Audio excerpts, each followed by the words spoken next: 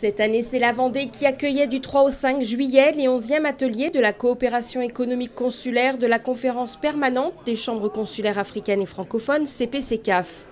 À cette occasion, les 150 participants ont pu échanger avec les intervenants sur la stratégie numérique, avec les enjeux d'une transformation digitale dans l'émergence africaine, la présentation du réseau social professionnel, la restitution des principaux résultats du baromètre des PME africaines 2017, qui a d'ailleurs fait l'objet de nombreuses discussions, ou encore le compagnonnage, tutorat essentiel au développement des chambres consulaires africaines. Aujourd'hui, nous sommes heureux de constater que, à travers les ateliers consulaires qui constituent notre raison d'être, ces ateliers consulaires rencontrent beaucoup d'engouement. Nous avons des programmes phares, à savoir les programmes de compagnonnage consulaire qui vraiment aident les chambres consulaires du Sud à vraiment avoir une gouvernance au sein de nos compagnies consulaires. Et cette gouvernance va permettre d'accompagner sérieusement les entreprises dans nos pays. Un accompagnement indispensable confirmé par l'exemple de collaboration entre la Chambre de métiers de Vendée et la Chambre consulaire de Pointe-Noire au Congo, qui porte sur la formation et la mise en place de projets sur l'orientation numérique du centre de formation mécanique, la mise en place d'un catalogue de formation ou encore la formation des jeunes entrepreneurs. On a mis en place ce qu'on appelait une formation pour les primo-entrepreneurs. Le principe, c'est de donner des bases de gestion à des primo-entrepreneurs. C'est une formation qui a été rendue pérenne, donc elle a lieu chaque dernière semaine du mois. Et donc, nous sommes déjà à une vingtaine de promotions. Autre exemple concret de compagnonnage, celui entre la CCI de Bordeaux et celle de la Côte d'Ivoire. Nous avons bénéficié, nous, de notre compagnonnage avec la Chambre des commerces de Bordeaux, qui nous a permis de franchir le cap de la marchandisation d'un certain nombre de services de la Chambre des commerces. Nous avons monté des packs spécifiques de services aux entreprises, un pack digital, le pack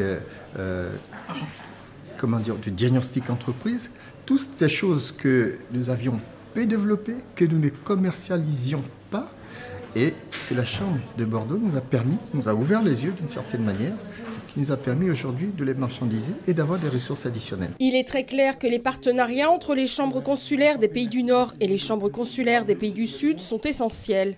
Ils permettent un échange gagnant-gagnant entre tous, à tel point que les relations qui étaient au début descendantes du Nord vers le Sud sont aujourd'hui inversées et deviennent des relations Sud-Nord et même des relations Sud-Sud. Mais cela nécessite de bien comprendre le fonctionnement des territoires et des entreprises implantées sur ces territoires. Donc, ce qui est important, c'est d'avoir des conseillers qui puissent comprendre la très petite entreprise. Ce n'est pas du tout une PME ni une plus grosse entreprise, c'est vraiment des très petites entreprises dans lesquelles le patron, le chef d'entreprise, est à la fois le producteur, le commercial, le gestionnaire, l'organisateur. Donc il faut que cette multiple fonction, cette diversité de fonctions soit prise en compte par des gens qui connaissent bien. Et donc l'acculturation de tous ceux qui peuvent intervenir auprès de ces entreprises est fondamentale. C'est vraiment une question de partage de culture. Autre point fort de ces ateliers, la présentation des différents résultats du baromètre des PME africaines. Les responsables des chambres consulaires peuvent d'ailleurs se féliciter d'avoir obtenu près de 7000 retours, une belle progression par rapport à l'année dernière. Des résultats qui ont une importance capitale pour la CPCCAF. Nous allons organiser ou mettre en place un outil de modélisation économique, un modèle économétrique, si je puis dire, qui est fondé sur notre baromètre des PME africaines, qui, je rappelle, porte sur 7000 PME africaines chaque année dans 21 pays, et qui nous permettra d'avoir une meilleure connaissance des conditions endogènes et exogènes du développement local dans les différents pays africains considérés. Parallèlement aux ateliers, le président Meba a profité de sa venue en Vendée pour visiter le centre de formation de la Chambre des métiers de Vendée, l'ASFORA, où il a pu rencontrer les différents formateurs et piocher quelques idées à ramener au Togo. Il a également rencontré Philippe Poupard, directeur de l'ICAM Vendée, afin de nouer un partenariat visant l'installation d'une école d'ingénieurs à Lomé et peut-être ainsi ajouter le Togo à la liste des pays dans lesquels l'ICAM s'est installé.